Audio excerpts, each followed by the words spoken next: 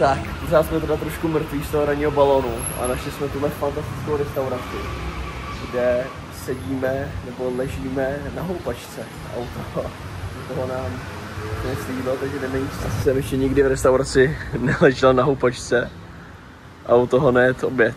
A vypadá to hrozně hezky. A to jídlo vypadá úplně fantasticky teda.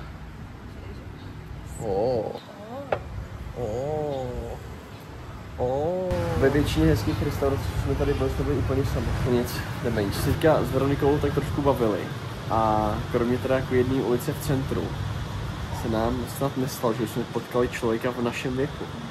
Ne? A teďka vypadla elektřina.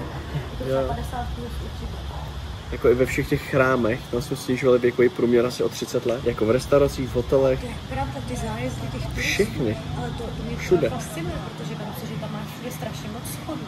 A chodíš prostě na 40 stupňovém vedru. A byly tam 70letý turisté.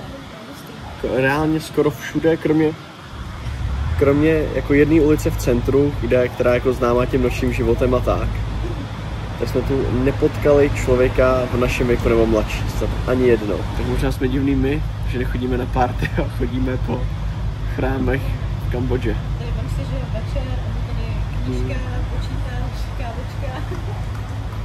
No nic, jdeme pracovat. Takže dneska je náš poslední celý den v Kambodži. A projížděli jsme tady kolem krásného muzea na naší neskutečně zabitý motorce. A jako náhodou jsme tady projížděli kolem téhle budovy. Zjistili jsme, že to je Národní muzeum. Vypadá to fakt, nebo zvenku to vypadalo fakt krásně. Nevíme, co čekat. Nebo, víš něco? Nevím, ale tak dneska prší, tak proč se tam nepodívat? Dneska prší, Yes. takže se jdeme podívat na Národní muzeum místní. To děláš úplně nějakou obrovskou akci. Ne, to ne, ale tak jakože je to hezký. Já vůbec jsem nečekal, že tady bude něco. Takhle hezký je ten vchod, sám o sobě docela hezký. Jdem se na to pozrieť. Proč to tak reaguješ? Nádhera, úžasný. No, tak... Děláš, jak kdybychom šli ty vole na tandemový seskok, prostě jeli jsme okolo toho a přišlo to úžasný, vypadá to krásně, nevíme, co od toho čekat, nevím vůbec, co tam bude, ale ten vchod už jako je to opravdu dobrý. Muzeum, klídek. No to jo, může to být zajímavý muzeum. Jsem myslím, že máš ráda muzea. Nemusíš úplně jako běžet. Muzea nejsou pro každého. Jako muzeum je to zajímavý. Každopádně si myslíme, že asi překlady popisků těch různých artefaktů, co tady jsou, možná byly dělaný fakt jako přes překladač, protože tady je nějaký vstup do chrámu a jediný, co je tady k němu napsaný, je takový jeden z prvních exponátů. A jediný, co tady k němu je napsaný, je v angličtině. In the first part of this style, the previous style is used. The second part of this style, the foliage branch, is bent in many parts, which became tendrils. In the third part, the foliage branches disappear, being replaced with plant motifs forming circles joined together. The lintels do not have quadrilateral medallions. Což jakoby, řekl bych, že anglicky docela umím, ale absolutně nechápu, co to znamená. A obávám se, že tenhle motiv překladu se tady asi bude opakovat. Ale jako vizuálně je to tady hezký aspoň.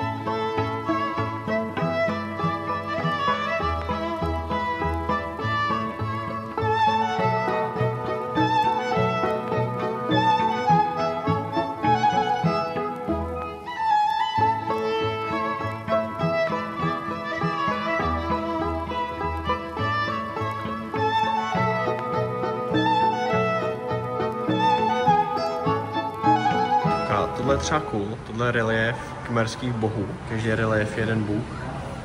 Dohromady je to 9 bohů kmerského náboženství. Každý má svoji vlastní funkci. Bohové smrti, slunce, měsíce a tak dále. Tak to jsou zajímavý. A v podstatě se nám to jenom doplnilo něco, co tak trošku víme. Celá historie Kambodži se odvíjí od 3 hlavních náboženství. Buddhismu, hinduismu a kmerského animismu. Jo. Což je prostě jakoby místní takový kult předků, posvátní hory, zvířata a tak podobně. A co mi přijde třeba cool, je to, že tyhle 3 náboženství prostě spolu koexistovaly jako nenásilně, nevyvražily se navzájem a v podstatě byli schopní ty lidi i ty králové ty náboženství propojit. Což mi přijde docela takový jako porovnání s ostatníma náboženstvíma. třeba v Evropě, na Blízkém východě a tak podobně, tak tam se všichni masakrovali pořád. Tak tady, než teda tady byli Rudí Khmerové, tak mám pocit, že žili lidi docela mírumilovně. Dá se tak říct?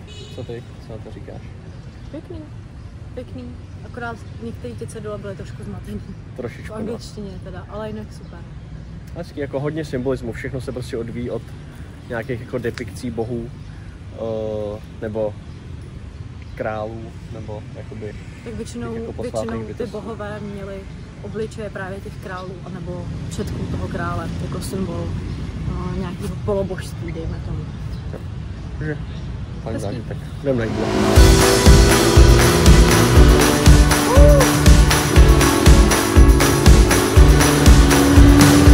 Jdeme jezdit po vesnicích, po Kambodži, tady na 4kolkách, máme tady fajn průvodce.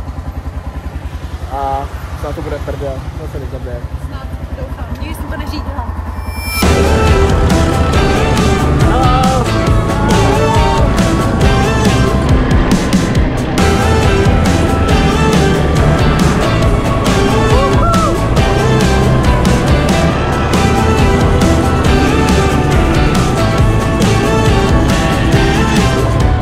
Takže náš průvodce nás zaved na tuhle opuštěnou nádhernou pláň uprostřed kambodžských vesnic. Řekl, že kdyby to zjistil jeho šéf, tak má velký problém. Ale jako koukejte na to.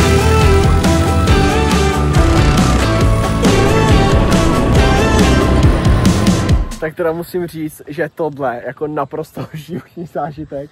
Geniální. Jsem se teda převrátil.